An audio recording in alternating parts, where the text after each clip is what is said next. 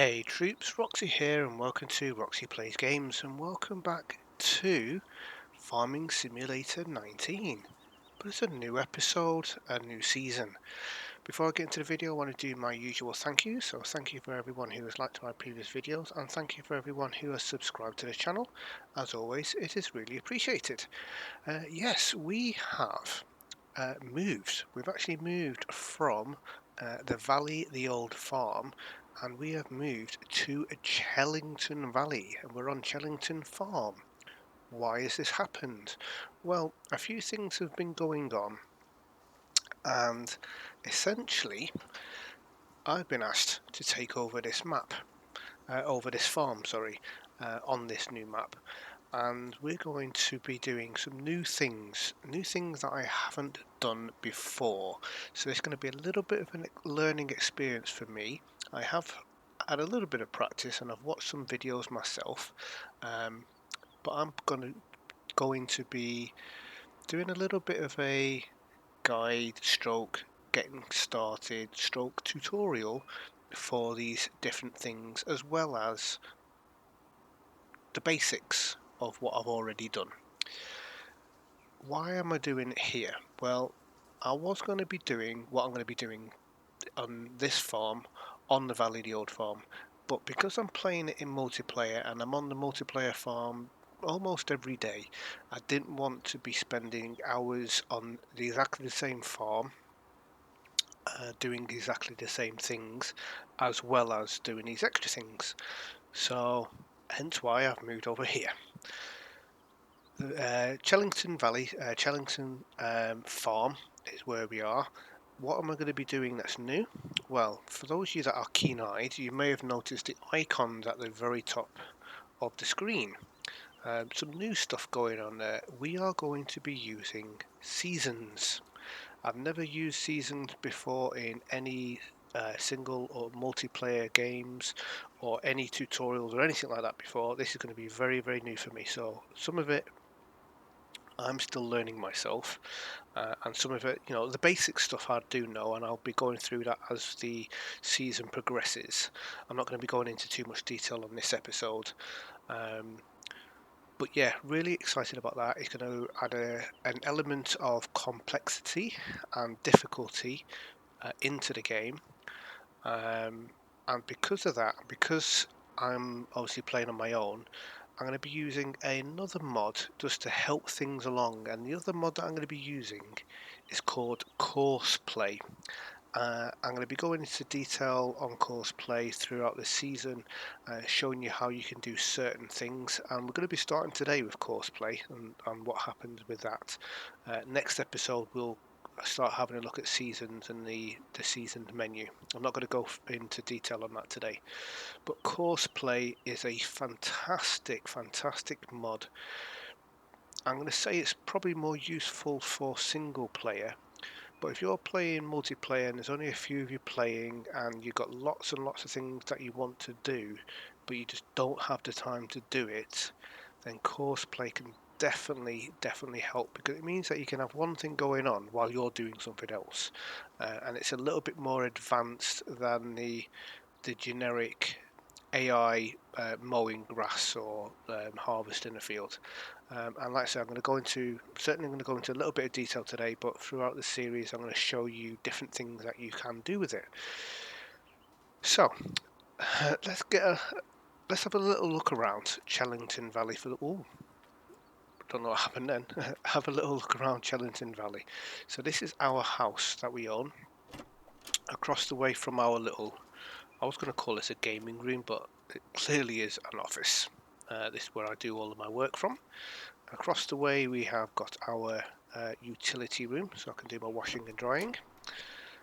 Through here we've got our kitchen, dining room, front room, living room, kind of open plan area. Really like this, nice little layout. Through here we've got a downstairs bathroom with a nice big walk-in shower and a mirror that you can't see me, so I'm guessing I must be a vampire. We do have an upstairs here as well, and upstairs we've got the master bedroom. That's where I sleep. We've got a little smaller bedroom here for guests that may come over, and then we've got an upstairs bathroom with an actual bath, big walk-in shower as well, and a little toilet. You have to be careful when you're on this one, stand up and you bump your head. So this is the upstairs, very nice. I like this overlooking balcony here, a couple of chairs here for some random reason, I don't know why. Let's have a quick look out the front of the house. So this is the front. Very nice. I love this house. Nice country house. It's on a main street, so you do have to be careful when coming out. But here we are. So Chellington village is just down in that. Oh, look at those balloons, hot air balloons. So Chellington's down in that direction. Carlton's down that way as well. We got Felmarsham in that direction and that direction apparently. So 2 ways of getting there. This map is actually really nice. What I like about this is similar to the Valley of the Old Farm, which is up until now my favourite map in Farming Sim. It's got hills, it's got different shape fields, it's quite a big map, it's got little country lanes, it's quite quirky, so there's a lot to that. We'll have a look at the map in a second once we had a last little look in the house, because out the back here is a garage. We've got our trusty Land Rover that we have brought across from the valley. However, when I took over this farm, I did inherit this bad boy here. Yes, my lovely Range Rover in black and red. Yes, I know. It is a farmer's car. I'm a farmer. I did come into a bit of money, so I splashed out when I moved over to this farm. I won't be using it too much, but this will be mainly used for me driving to get to certain places to check on workers and whatnot. And this one will be used for all the dirty work. So any stuff on the roads will be that one, any stuff on farms will be that one. Okay, right, let's lock you back up and let's go and have a look around the farm. Oh, I've got a dog, by the way. Don't know where he is. He might have gone for a walk somewhere or for a run. He's disappeared somewhere, but he is around. He was out here earlier, but he's obviously chasing sheep somewhere. So let's have a quick look around the farm, and then we are going to delve straight into Courseplay. So here we are, Chellington Farm, established 1892. It's quite nice and rustic. A little bit of work that we can probably do to make it look a little bit nicer. We do have a power washer here. I did have this installed.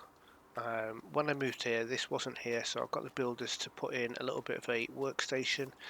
There is one here, but it's right at the back and it's a little bit awkward to get to, and I figured if I've got big vehicles, having something at the main entrance will be a little bit easier to work on.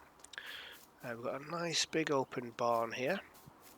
We've got a couple of garages here, got this one and this one here. So nice big area, nice big space. This is a double one, so plenty of space there. There are lights in the garages as well, which is obviously convenient.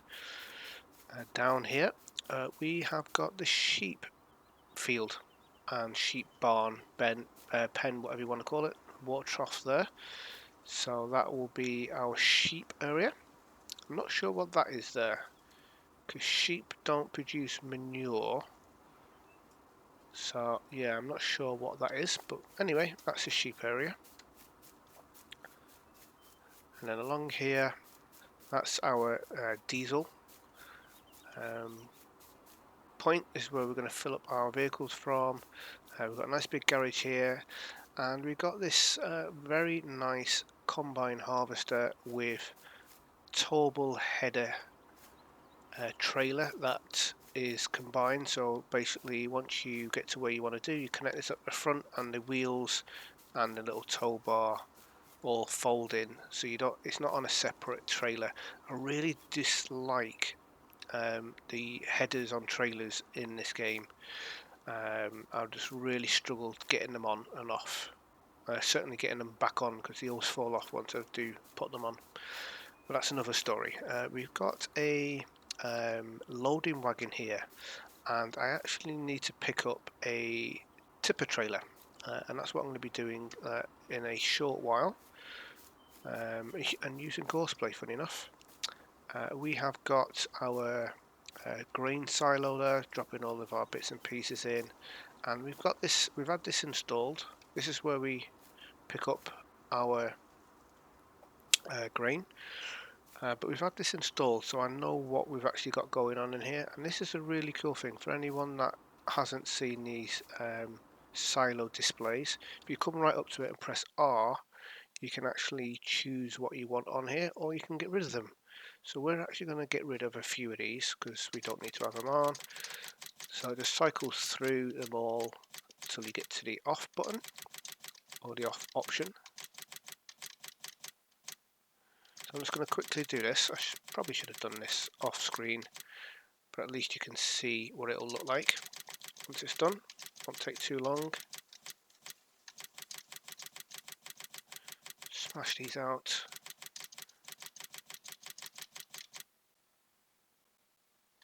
Nearly there, nearly there.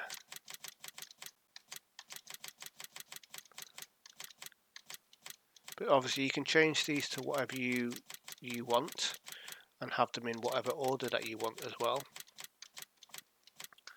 What I'm doing is I am simply getting rid of everything that I don't have. Click confirm, and then as you can see now, oh, what have I got? That's still there.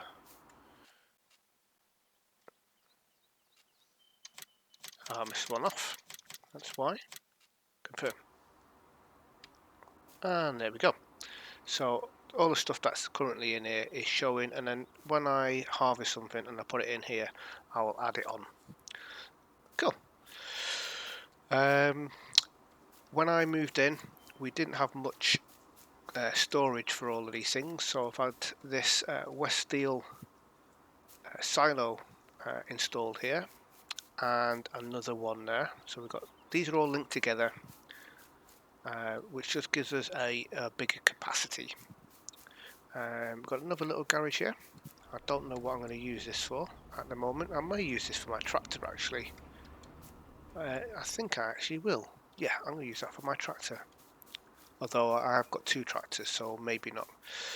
Down here we've got our water filling up points. We've got a little water bowser here, and I've got my lovely Valtra. This has been resprayed. It was brown, it's been resprayed white, because I just wanted to have a bit of a new look on this farm. So that's that. We've got a seeder, we have got a cultivator, and then along here we've got a windrower, a tedder, and then we got this new baby here. This is something I've inherited when I took over this farm. Never had one before, never used one before, but this is a mower, a Krone, a Big M 450. Really excited to use this beast. Previously I've been mowing grass with a tractor with a front mower bit like that, and then two bits that fold down at the back, and it does the job, it's fine.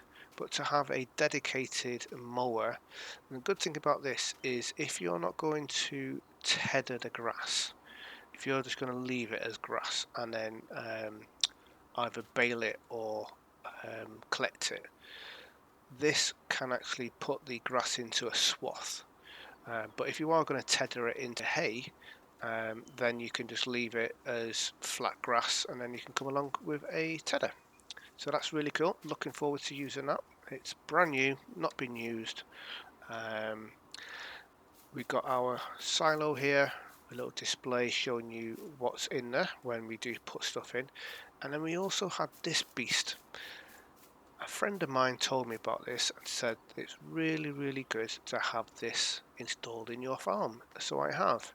What is this? This is called a fermenting silo. So it does the job of what this does. The only difference is you don't have to do any rolling of the grass or the hay. So you would put grass or hay in, you drive over it, drive over it, drive over it until the compacting is at 100%. Once it's at 100%, you then cover it over, leave it for however many days, it ferments, and then it then turns it into silage. Well, this does all of that. All you do is you just drop it in here, and then it does its work, and then you will have silage after a few days. So it's got a limited capacity. I think it's something like 500,000 litres. But once that's all full up, I can then just use this. But this is sort of a quicker, easier way. So that's that. Over here, we have got our chicken pen. So that's going to be really cool to see them go in. Another little barn area up there. And this is the back end of the sheep field. So it's quite a big area, this. Like, really big. Plenty of space for the sheep to run around. So excited to be getting sheep on here. And then if we run through here, hurdling over all of the barriers. So there's two ways we can get to the next area, down that way or through here. So through here we've got another little storage area, we've got a plough there. This is the other repair bay, but as you can see it's a little bit cramped here, hence why we've had the newer repair bay installed. But I may use this, you know, if I've got stuff down here and I'm coming up through this area and it needs repairing, I can always pop in here and get it done rather than going to the top area. And then we have got our cow area, and wow, this is a big field, very big. We got a TMR machine here for making our cow food, our total mix rations for the cows. I had this installed here. I was going to purchase a TMR vehicle, which is really good. However, I intend on getting cows, you know, as soon as I physically can. It's going to be a little bit more complicated with seasons. However, I want to have quite a lot of them, and I want to make sure that the food is going to be easily accessible. And I thought, you know something, I'm going to spend a little bit more and have this installed. So it's a little bit more work initially, but it's a little bit easier to manage. You got this display here, shows you what's going on. It requires silage, straw and hay, or semi-grass, semi-dry grass, windrowed dry grass, clover windrowed, or dry alfalfa windrowed. So there's a few extra things you can put in there, and that gives you total mixed rations. This is where the silage comes out. The only thing I haven't worked out is where the manure comes out, but I'm sure we will find that out at some point. We've got our grains, seeder and fertilizer tankers to fill up those bits. This is, I believe, where we drop off our hay and stuff to be sold. And that's pretty much it. A little tour around the farm. We'll get to see lots of different things going on. So let's open the map. I'm sure you're all dying to see that. And here it is. So we are currently here on the farm, and this map is a big map. There's 122, I think, is the highest number I've seen.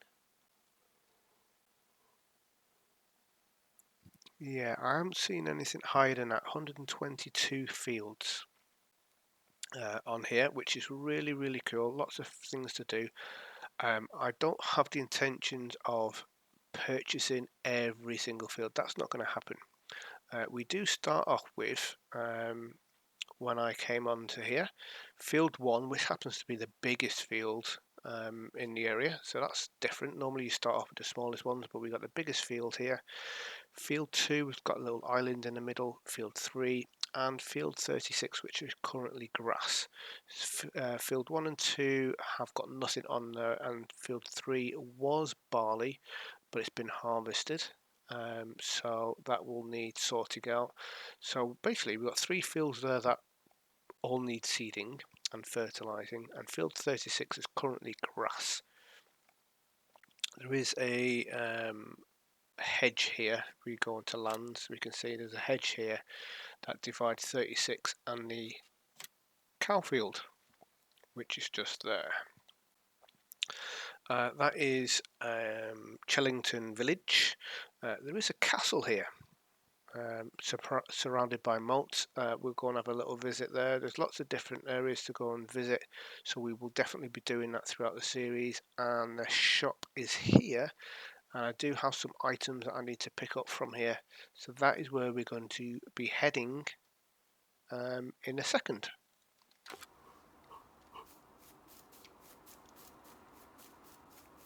Right, so Courseplay. What is Courseplay? How does it work? Well, I think the best thing to do is actually show you. So first thing I'm going to do, obviously, well not obviously, but Courseplay, you need to be in a vehicle for you to have the menu. I do have track IR on, but let's go into external view, and to open up Courseplay you can right click on your mouse and that brings up the menu, or you can press left alt and delete. Yeah, left alt and delete turns it on and off as well. You can go into the options, advanced settings, and then the little cog up here, and then right click HUD. It's activated at the moment. If you deactivate it, then your right mouse button will not open it up. So if you use your right mouse button for lots of other things, then maybe you'll want to deactivate that, but at the moment I'm not, so I'm just going to leave it as it is. Okay, I'm going to keep this fairly simple to begin with, and then as the series progresses we'll add extra bits in. But what Courseplay is, you can create routes for your drivers to drive along. You obviously have to do it initially unless you're planning a field, which we will come on to in another episode. But if you want, let's say as an example, I've got some stuff up at the shop that I need to bring back, but it's going to take me a few trips to do it. What I can do is I can plan a route and get a driver to do that route, so I only have to do one trip rather than 2 or 3. So what we need to do is we need to come into our settings tab here, and then all you do is you click on start course recording, and that's it. But you start where you want it to start from and you end it where you want it to end. So this is just the straightforward point A to point B driving. There's lots and lots of other things you can do in this. It is unbelievable, and I'm really excited to show you all of the different things we can do. We can do harvesting, we can do mowing, we can even get a tractor and trailer to pick up a harvest and then go and drop it off in the silo. We can get a trailer to pick up the grass from the mower and put it into the silage bin. There's so much we can do, but today we are just going to drive a route. So I'm going to click on I'm going to start the engine first, and what I'm going to do is I'm actually going to start the tractor from here, and I'm going to take it up to the shop, show you how that works. We're then going to pick up a trailer and we are going to get a worker to drive it back. I've already created these routes, but I'm just going to show you again how it can be done, and you can do this from wherever you want. So I could potentially have it going from in there. In fact, let me do that. I'm going to start. I will start it from in here. There's no reason why I can't. Now obviously if I start it from in here and then I decide that I want to get the tractor or any other vehicle to drive up to the shop, I need to be in this position to start it on. So just think ahead of what you're doing, but I'm just going to show you how it works. I've already got a route selected, so if you click on this little globe or world thing here, when you create a route you can save it and it'll be saved here. So I've got one farm to shop and one shop to farm. If we go into the little cog icon here, and these icons here show you the waypoints. So if I click on this one, the waypoint, if I just jump out of this tractor, run up here quickly, you'll see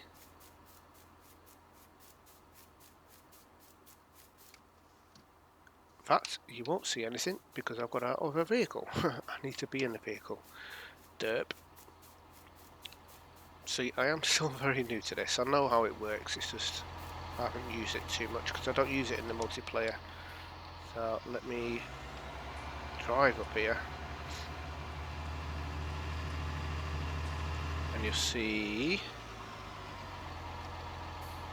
once we come onto here, so if you click on here and you click on so we want to do the farm to shop, so we need to load it in. So it's this little icon here, load it in, and you'll see these dots. Matter of fact, do they appear? Yeah, they don't appear when you're not in the vehicle. So you'll see you got this blue arrow, which is the start point, and then you've got these little yellow dots, which are waypoints, and the blue line. So to get out of that, we'll just exit out. So once you've created a route and saved it, you click on this icon here, and then you've got different ones. So the shop back to the farm, we loaded that in. You can see it's coming in, and it's finishing over there with a little stop sign. So let's get rid of that. So that clicking that X doesn't delete it. If you wanted to delete anything, you just delete these here. So we are going to create our first route. So let us take it. Let me take this back to the start point. Like I say, you can do this wherever you want. What I will definitely advise you to do is make sure you think about where you're driving, how you're driving, especially if you're going to have AI traffic on, which I do. So we're going to start it from here, and all you do, make sure you're in this Courseplay control. We're going to click on Start Course Recording. You do have a few options here. I'm not going to get into these today. These are all to do with different functions. The only thing that we need to do is click on the stop or the pause. So you can see it's put a blue arrow at the start there. So let's drive forward.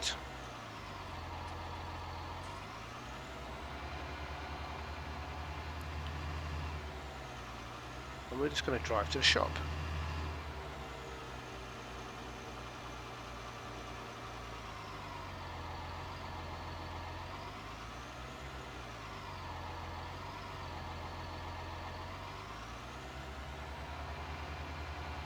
So I'm taking it careful because the AI will follow the exact route that you drive. You can set speeds that you want them to drive at. So don't worry too much about the speeds that you're driving. You can either set it so it drives at the speed that you're driving it at, or you can set it at certain other speeds. I'm going to take it nice and easy.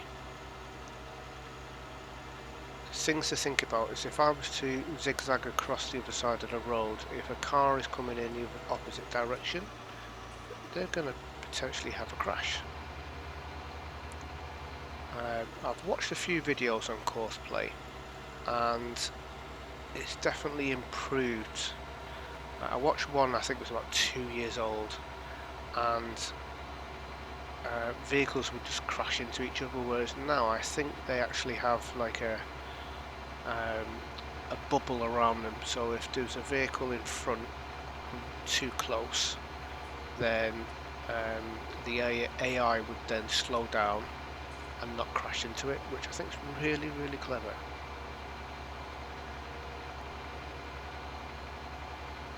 So I know some of you are probably thinking, well, this is a bit cheaty, why would you want to do this? Well, I don't think... I'm actually going to retract what I was going to say then. Initially I thought, yeah, that's a bit cheaty, but after using it, I don't think it is, you know. I think this is very, very clever, because if I've got a lot of stuff to do, I'm one person, I can only do one job at a time, and having this ability to basically get AI to do certain things means that it gives you the ability to do more things in the game. So that in itself can make the game more interesting. Let's say I've got a few fields that I need to harvest. I want to do some mowing to get grass for silage.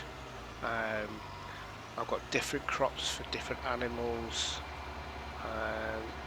It's a lot. It can be a lot of work, and obviously you can only do one thing at a time, can't you? So adding this in means that I can do more things. Right, we're at the shop, so I'm going to stop here, and I'm going to hit the stop button. And what that has done now is it's created this route from that parking space to here, and that's it done.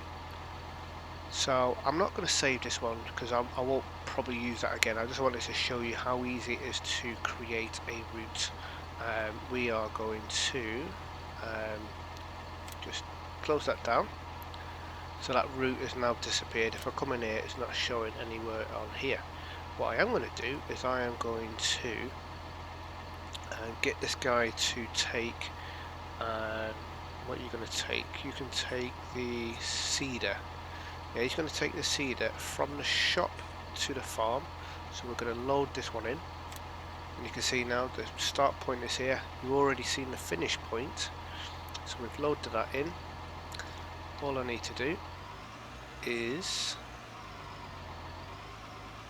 grab the cedar. Should I grab the cedar? Yeah, the cedar's probably the bigger one.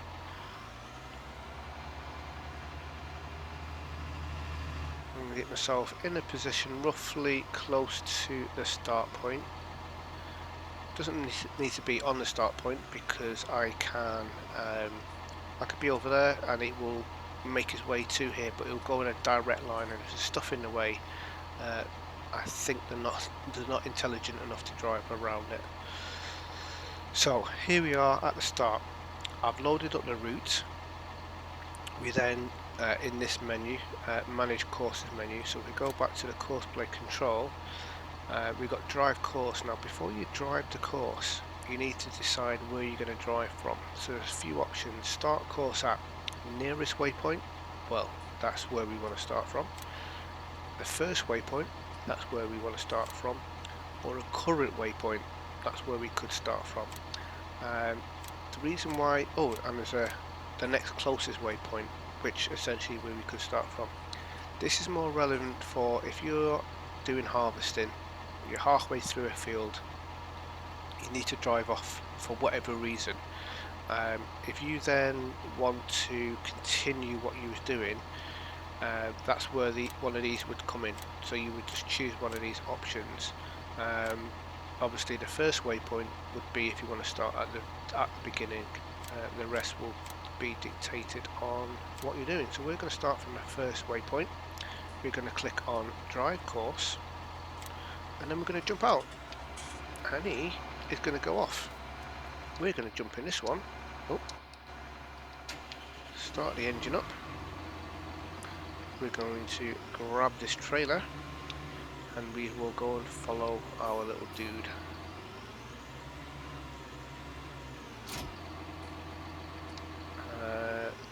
Zoom out a little bit, and I'm actually going to use Courseplay on this one, so I can show you from this shop to farm.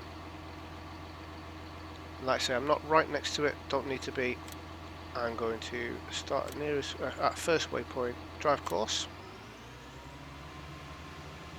and there he goes, crashing into that. Stop driver. So There are a few little problems. The first one being, make sure you get yourself in the right place, near to the first waypoint drive course, and now he will follow the route. So sometimes if you're not in the right place, they will try and, what he was going to try and do there, he was going to try and drive forward, reverse, drive forward, but because there was a fence in the way, he wasn't able to do that. So he's now driving this. I'm not doing anything at all. I could jump out if I wanted to. I'm not going to because I want to get back to the farm. But he's following the route that I have had open already. We go to the little cog here. Basically what this does is, this shows you the start and finish. Click on it, it will show you the whole route. Click on it again, it will get rid of everything, start and finish and the middle. So we've got start and finish, all of it, and completely off. So you can see the route that he's going to be following. The other tractor's way ahead now, we've lost him. Let's just put the start and finish on. A couple of things that you can do, if you click on the tractor icon, you can choose what you want to have on, whether you want to have the beacon lights on the street, whether you want to have beacon and hazards on, or whether you want beacon lights on always, no matter where they are, or never turn on. So that's entirely up to you. I'm going to go for beacon lights on the street. Fuel save option, I'm not quite sure what that actually does. I think if the fuel drops below 20%, which is what we've got here, then they will stop driving, but I've never tested this out, so I'm not quite sure. Covers activated if you've got covers on the things. We just had a pop-up message, T234 #0 has reached trigger or endpoint. So he's now waiting at the endpoint. We can have a waiting time if we want to have a waiting time on there before they actually start doing anything. Cool, right, so he's just coming in here. Let's jump out. Whoa, get ourselves run over.